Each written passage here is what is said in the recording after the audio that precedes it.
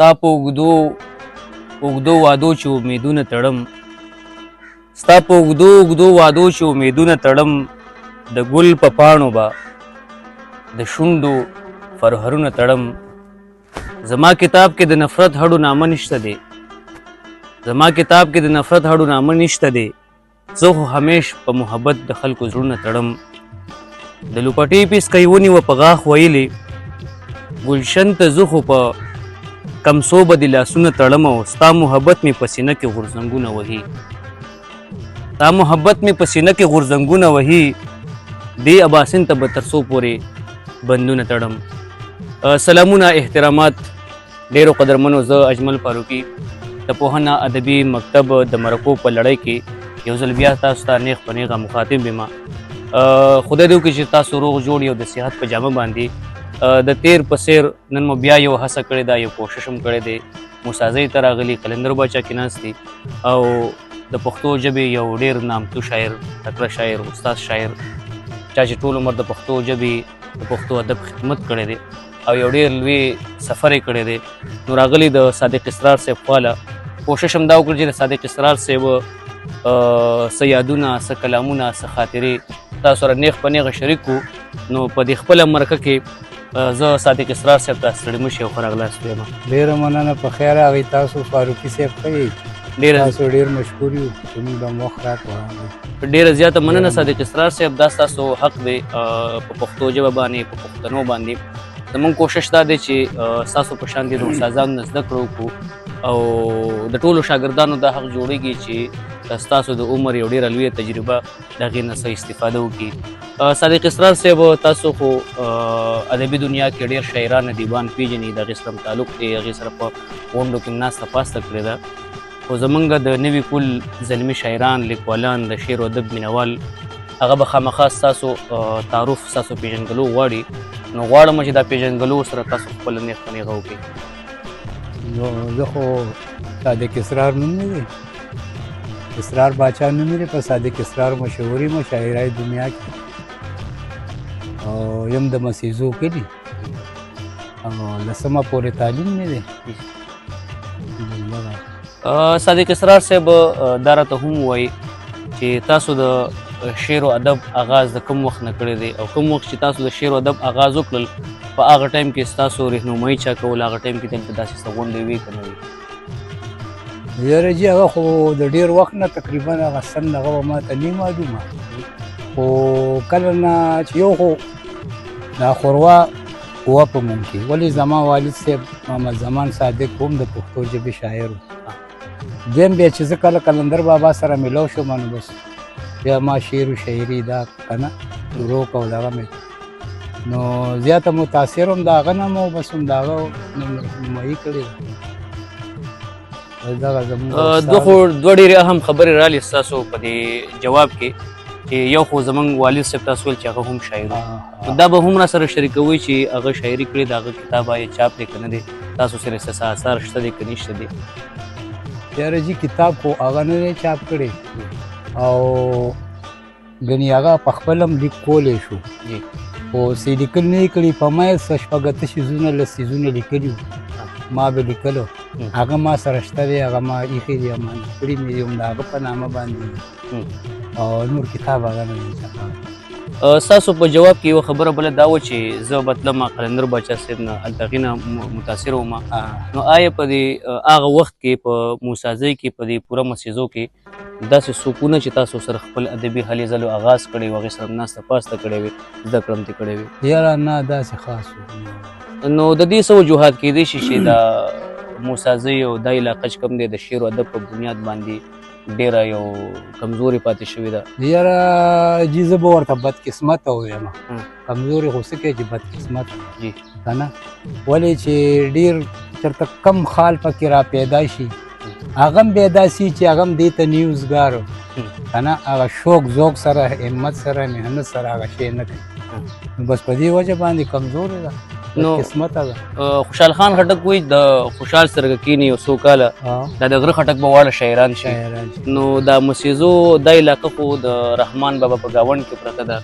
په کار خو دا ده چې هغه فیض یې دلته ډېر زیات، ډېر خلک دلته شعر و ادب له ډېر خلکو کار کړی وی. خو دا به یو بدبختي به وګڼو. تاسو د نوي کول کې داسې څه توانینې داسې څه محسوسوئ چې په راتلونکي دور کې به په مسیزو کې دلته شعر و ادب د دې نوي کول کې څوک را پیدا شي او کار به وکړي؟ یاره پیدا به شي خو که چا چاته غوږ کېښود. غټه خبره دا ده چې نن وخت کې هر سړی په خپل ځان بس ماهر هم دی او استاذ هم دی ورسار څه دی که نه، خو هغه د هغه ناپوهي وي او که چېرې چا سره کېناست او چاته یې غوږ کېښود نو انشاءالله چې نن اوس خو تعلیم یافته وخت دی، ښه کسان به پکې را پیدا شي، ښه تعلیم یافته هلکان دي، خو بس شوق غواړي او همت غواړي. صادق اسرار صاحب، آیا تاسو دا خپل ذمہواري نه ګڼئ چې تاسو په دې مسیزو کې موجود وئ؟ مطلب که هر سړی خپل کار بل ته وغورځوي نو بیا خو ناممکنه ده چې یو بل سړی راشي، د بلې شعبې سړی راشي او هغه هغه نه موږ دا توقع وکړو چې هغه به د شعر و ادب دپاره خلک را پیدا کړي. هغه ټایم کې تاسو داسې اجلاس یوه غونډه را جوړه کړې وې او خلکو پکې ناسته پاسته کولې، تنقیدي نشستونه کېدلې، خلکو زده کړه کولې، د بهر نه میلمانه راتللی نو د خلکو باندې بیا اثر نه وې کړی؟ ډېر به یې پرې کړی، ولې نه؟ خو خبره داسې ده چې په یو ځان باندې نه کېږي که نه، په یو ځان باندې به خلک راغونډې که څه پکې دا خو د شوق خبره ده.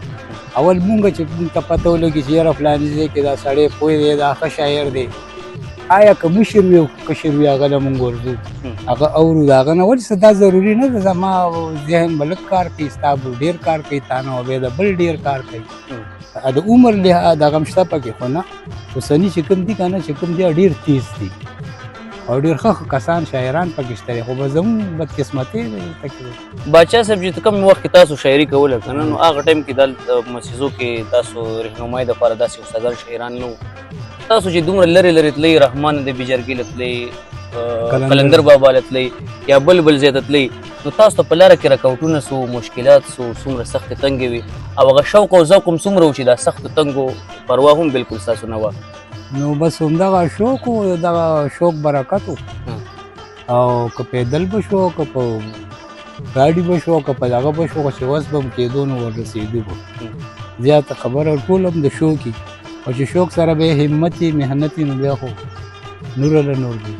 بالکل شاعر د دې معاشرې یو اهم فرد ګڼل کېږي، څه چې ژوند دی هغه شاعري هم ده. خو بیا به هم زه دا خپل سوال باچا صاحب نه داسې وکړم چې باچا صاحب عموما زموږ د پښتنو شاعرانو په شاعرۍ کې دا غم، دُخ، درد، پریشانی، دماکې، بدامني، بېروزګاري، دا موضوعات زموږ په شاعرۍ کې زیات دي. تاسو کوم قسم موضوعات راغسي د خپل شعر کې تصویر کړي دي او تاسو په خپل شعر کې د خپل قام له، د ولس له، د پښتونخوا وطن له پیغام څه ورکړی دی؟ یاره جي بس که د قام خبره شي نو قام دپاره هم څه کوو، وطن دپاره هم کوو، او تقریبا ما پار دغه باندې لږ لږ ډېر ډېر کار کړی دی، څلور واړه طرف ته. باچا صاحب یو سوال بیا راځو شاعرۍ له، خو دا یو سوال ضروري ګڼم چې د تقریبا 10-12 کالو نه زه ګورم، زما په یاداشت خبره کومه چې رحمان د بیجرګه ډېره غیر فعال ده. بالکل هغه مطلب دا چې کومه ذموار خلک دي هغه کال پس یو اورس را جوړ کړي، یو مشاعره پکې وکړي او هغه هم څه ډسپلن، څه ترتیب، څه انتظام، نظم و ضبط یو شی هم پکې نه وي.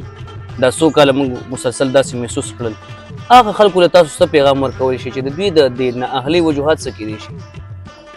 یاره جي بس نااهلي خو زیاته به ده ووایو چې بس د اوسني خلک لالچ زیات وړاندې کړي دي، غټه خبره دا ده. او بل بس دا د هغوی بدقسمتۍ دی، ګیند رحمان غوندې ادبي جرګې مشري کول او د هغه چلول دا د هر چا کار نه دی. او بس دا به ووایو چې هغوی خپل بس هغه ټایم پاس کوي او داسې ټول غیر ذموار خلک دي پکې. پخوا پکې چې هغه اکرم خان بابا دی، به بیا هغه بل سلطان محمود و، څومره زاړه زاړه خلک و، ښایسته خلک و، هغه ترېنه ټول لاړه، بس اوس ټول زیاته کیسه شفارسي ده پکې. نو دغه په دې وجه دا حال. باچا صاحب د خپل کتاب حوالې سره ته هم وایي، ځکه چې تاسو سره څو کاله مخکې ملاقات شوي، 2 کاله مخکې، هغه ټایم کې هم تاسو دا خبره کړې وه چې کلچر والا ته مې کتاب حواله کړی دی او تر اوسه پورې هغې ما له څه سوال جواب را نه کړي چې د چاپ کېدو څومره کار وشو، شوی دی نه دی شوی. هغه لړ کې تاسو څه وکړل؟ یاره جي بس هماغسې ده، زړه په زړه ده، او بس هغه کلچر والا سره لا پروت دی. یو ځل مې تپوس وکړو، اوس یې کوو، بیا یې کوو، فنډ راځي فنډ نه راځي، بس دغه خبرې هغه ورځ هغه جنرال منیجر یو ریاض خان باجوړی ها. نو هغه راته وویل ما راخلم یې هغه راته ویل چې نه مې راخله او زه کېدای شي بیا را بدل شم دغه یو کوم څلور پنځه کال شو بس. بالکل صادق اسرار صاحب هم په دې تمه توقع کې دا 3 کاله تیر کړل خو د هغې د طرف نه داسې سنجیده اقدامات نه دي شوي چې موږ د صادق اسرار صاحب د کتابونو تمه توقع کو چې شاید یې 2-3 میاشتو کې چاپ شي. نو په کار خدا ده چې د صادق اسرار صاحب شاعري د قوم یو امانت دی او په شاعرۍ کې ډېر زیات اعلی پیغام دی. ډېرو زیاتو فنکارانو د صادق اسرار صاحب کلامونه ویلي هم دي. هغې به سره خپله هم دا شریکه کړي چې ستاسو کلامونه تر اوسه پورې چا زمزمه کړي دي په موسیقۍ کې ویلي دي؟ یاره صاحبه ډېرو ویلي دي. رئیس ویلی دی، ظاهر مشفقین ویلی دی، طارق د خدای وبخښي هغه ویلی دی، هغه یوسف ویلی دی، مظهر ویلی دی، شهنشاه باچا ویلی دی، خالد ملک ویلی دی، ډېرو بس ویلي دي په معظمه د 40 مخې له. نو که دا کلامونه په لیکلو او تحریري صورت کې راشي د کتاب په صورت کې چاپ شي نو دا به هم ډېره ښه وي ځکه چې راتلونکي دا موږ سره داسې ګارنټي نشته دی چې زمونږ په موسیقۍ کې یا دا غږ به همیشه دپاره ژوندی پاتې شي. وخت تېرېږي، کاروان تېرېږي او ځینې زمونږ اثار ضایع کېږي